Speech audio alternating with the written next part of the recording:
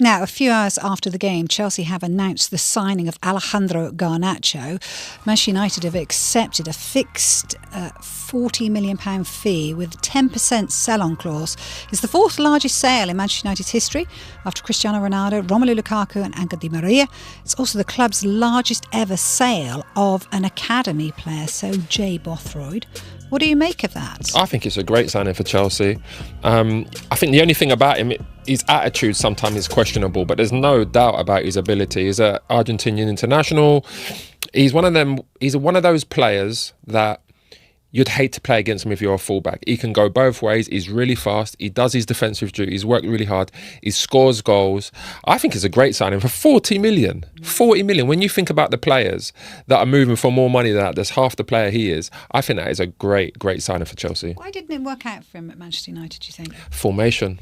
I would say, because he's a winger. He wants to play one-on-one against fullbacks, whether it's on the right or the left, because we've seen him do both for Man United. But ultimately, at Man United, you're playing with wing-backs and two number 10. So I don't think the style suits him. But then his attitude with Amorim, came into question a lot. And where's he going to fit in then at Chelsea? Do you think he'll be starting every week? How do you think that's going to work out? Yeah, I think he will be starting every week. Really? Obviously, there's competition for places, especially with Neto. He's been playing well since the start of the season. And I think Garnacho likes to play on the left more than the right because he's got the opportunity to cut inside and have shots, score goals. But he can go on the left as well. So I think it'll be a competition out of them two. But I think I'd go with the best winger at the club. Okay, well, could he be rubbing shoulders along with Nicolas Jackson? Because, of course, his move to Bayern Munich looks to be off due to Liam Delap's injury. He flew out to Germany to finalise the move. As you see, they're all smiles. You've got a feel for him there. You're so happy. To be honest. And I say, Delap should be out for up to 6 to 8 weeks, we're hearing, with this hamstring injury. So, look, Chelsea have called the deal off. It's a hard one, isn't it, for Enzo Maresca to kind of navigate now, I think, because he's got to say to Nicolas Jackson, you're back in our plans, but potentially, again, short term.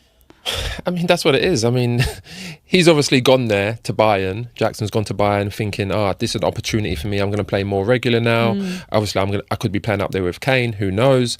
And then the fact that he's landed, he's got a big smile on his face. He thinks new start, new beginning. And then he's been told to come back because he needs to fill up. He needs to be part of the numbers because Chelsea got injuries now. He's definitely not going to go back happy about that. But I mean, this is the ruthlessness in football. Sometimes it's like when the club wants you, and they just pull rank and say you need to come back now because we need you. That's football. That's cutthroat. Yeah, so he's got to be ready to go, hasn't he? But in terms of Nicolas Jackson, he had his critics, didn't he? So where do you stand on that? You think he's a really good player? No, I just think he's a bit harsh on him. Like he's not been. Was he been in England 3 years, 3 seasons? He's like, listen, Drogba's their Chelsea hero. He's that talisman. He's an icon, and Jackson actually had a better record than him in the Premier League. That's his remarkable. First 2 seasons. So I feel like he's getting harshly done by. Yeah. There are some questionable things. The things that stick out to me was, when he's arguing with Palmer about the penalty situation, and then obviously he got some two red cards, I think, was it at the end of the season? Doesn't that show? I know he's arguing ridiculous.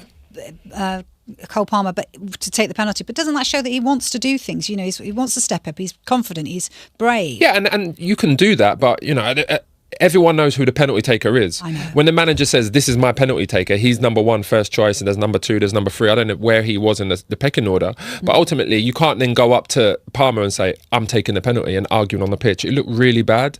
And he got some silly red cards. That isn't good. But ultimately, I think he's a young player. He still brings a lot to the team. And now he's got the opportunity to go and play and prove them wrong. Well, that's it. I mean, if he plays brilliantly, then maybe Liam Delap will be looking for a start. 100%. Who knows? I am not the manager of Chelsea.